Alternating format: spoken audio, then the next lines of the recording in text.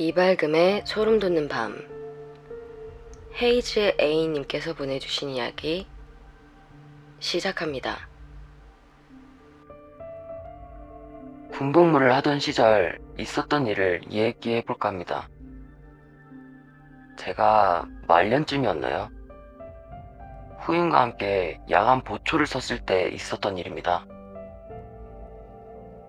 여느 근무지가 그렇듯 나무와 풀들 사이를 뚫고 근무지로 향했죠. 그곳엔 1진지와 2진지가 있었습니다. 각각 2명씩 총 4명이 같은 시간대에 근무를 섭니다. 저와 후임은 2진지에서 보초를 섰습니다. 그곳은 탄약고가 있는 곳이어서 화포와 포를 싣고 운반할 수 있는 트럭도 세워져 있었습니다. 근무지 앞에는 커다란 나무가 한 그루 있었는데 괴담이 담겨져 있는 나무였어요. 제가 2등병 때부터 쭉 들어오던 이야기죠. 예전에, 아주 예전에 군생활에 적응을 못한 2등병이 우울함과 선임들의 폭행으로 인해 군생활을 견디지 못하고 그 나무에 목을 메고 자살한 것이라고. 저는 이제 곧 군 전역을 앞둔 말년이고 무엇보다 젊고 혈기왕성했던 저였던지라 갑자기 괴담 안의 나무와 그 한밤중의 공기, 그 으스스함에 번뜩이는 아이디어가 하나 생겼습니다. 날도 으스스한데 귀신을 부르는 강령술을 해보자고 후임을 꼬드겼죠. 그때 알고 있던 강령술은 분신사바, 하는 방법은 대충 이랬습니다. 밤 12시에 2명이서 OX가 적힌 종이와 펜을 가지고 게임을 하는 건데요. 꼭 지켜야 할 상황이 게임이 끝나고 나면 0을 보낸 후 종이를 태워버려야 하는 다들 대충은 알고 있는 가장 보편적인 강령술을 하기로 했습니다. 12시에 알람을 맞춰두고 저와 후임은 으스스함을 날려보고자 큰 소리로 노래를 하며 알람이 울리길 기다렸죠. 드디어 12시 알람 소리를 듣자마자 번개같이 종이와 판을 꺼내들고 후임과 손을 마주잡고 분신사바를 시작했습니다. 질문은 딱 3가지. 첫 번째 질문은 현지 여기에 와 있습니까? 후임과 저는 손에 힘을 빼고 서로 함께 펜을 감싸주고 있었는데 손이 점점 동그라미 쪽으로 움직이지 않겠습니까? 이게 후임 새끼가 움직이는 건지 뭔지 의심도 되지만 한편으로는 굉장히 흥미로웠습니다. 그리고 2번째 질문.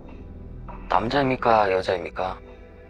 남자면 O, 여자면 X로 대답해주세요. 라고 했더니 처음과는 다르게 한참을 기다려도 움직임이 없었습니다. 그래서 뭐야, 그럼 그렇지 라는 생각을 하며 마지막 질문을 했습니다. 혹시 이 나무에서 죽었다는 그분이신가요? 여전히 펜은 움직이지 않았고 한 몇 초간 집중해서 펜을 쳐다보고 있는데 갑자기 탄약고에서 경보가 울리기 시작했습니다. 저와 후임은 숨죽여 분신사바에 집중을 하고 있는데 갑자기 울린 경보음 탓에 깜짝 놀라 펜을 집어던졌고 둘이서 어리둥절하게 한참을 서로 쳐다보고만 있었습니다. 탄압고는 철창문으로 되어 있고 그곳은 항상 잠겨져 있어 아무나 들어갈 수 없는 곳입니다. 그래서 바로 후임에게 가보고 오라고 했습니다. 후임은 쫄았는지 꽤나 우물쭈물 망설이다가 탄약고 철문을 향해 검문을 갔습니다. 그런데 그렇게 요란하게 울리던 경보음은 후임이 근처로 가니 별 조치 없이 경보음이 딱 멈추는 겁니다.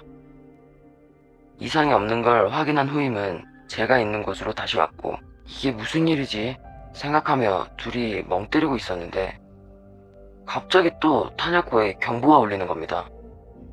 이번엔 정말 무슨 일인가 하고 직접 확인하기 위해 제가 바로 뛰어갔습니다. 하지만 정말 희한하게도 제가 근처에 가니 또 아무런 조치를 취하지 않았는데도 경보음이 자동으로 뚝 끊겼습니다. 왠지 모를 공포감에 다리가 후들후들거리더군요.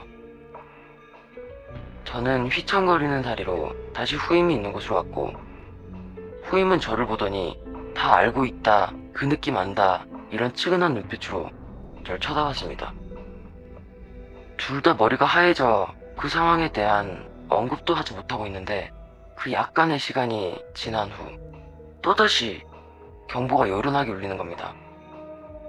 우리 둘은 사색이 되어 간부에게 보고를 했습니다. 야간 근무를 서던 간부가 급히 달려왔죠. 한 10분 정도? 그 정도 걸렸을 겁니다. 그동안에도 경보음은 계속 울리고 있었어요. 그리고 간부가 도착하고 간부와 제가 함께 탄약고를 향했습니다. 그런데 또 철문 근처에만 가면 경보가 뚝 끊겼습니다. 간부는 저와 탄약고를 한번 돌아보고 아무런 이상이 없다는 걸 확인하고 나서는 다시 나왔습니다. 간부도 뭐 어찌할 방법이 없으니 그냥 경보가 다시 울리며 보고하라는 말만 하고 내무반으로 돌아갔습니다. 그렇게 1시간 30분 정도를 근무를 더 서는데 더 이상 경보가 울리지는 않았었습니다. 교대 근무자가 와서 교대를 하고 돌아가기 위해 손전등을 켜서 일진지 쪽으로 향했죠. 근데 그날따라 유독 화포 쪽에 눈길이 갔습니다. 괜히 신경이 쓰여 손전등으로 트럭 쪽을 비춰봤는데 저와 후임은 소리를 내지르며 근무지를 이탈했습니다. 그야말로 미쳐 날뛰며 걸음아 나 살려라 그냥 도망갔었어요. 그 이유는 아무도 없는 트럭인데 제가 갑자기 형광등 불빛을 비추자 마치 비라도 내리는 것처럼 와이퍼가 자동으로 끼익끼익 움직이기 시작했기 때문입니다. 분명히 똑똑히 후임과 저 둘 다 함께 봤습니다. 다음날 아침 저희와 근무 교대를 했던 근무자에게 탄약고 경보음이 울린 적 없냐고 물었지만 그들은 전혀 그런 적 없었다고 하더군요. 그렇게 전날 소름 끼쳤던 경험들을 하나하나 곱씹으며 생각에 빠져 있는데 문득 전날 했던 분신사바가 생각났습니다. 분신사바 도중에 손을 넣거나 말없이 끝내버리면 안 된다고 했던 게 생각이 나더군요.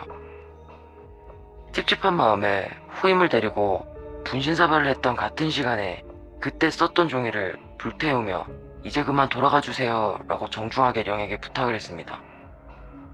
늦었을지 모르지만 마지막 규칙을 진행했죠. 뭐라도 했어야 했어요. 솔직히 너무 무서웠거든요. 그 일이 생긴 것도 그리고 그 일이 멈춘 것도 분신사바인 것 같은 느낌을 지울 수가 없습니다.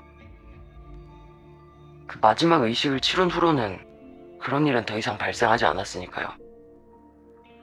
제가 강령술로 정말 그때 자살했던 영을 불러낸 게 아닌지 너무너무 찝찝합니다.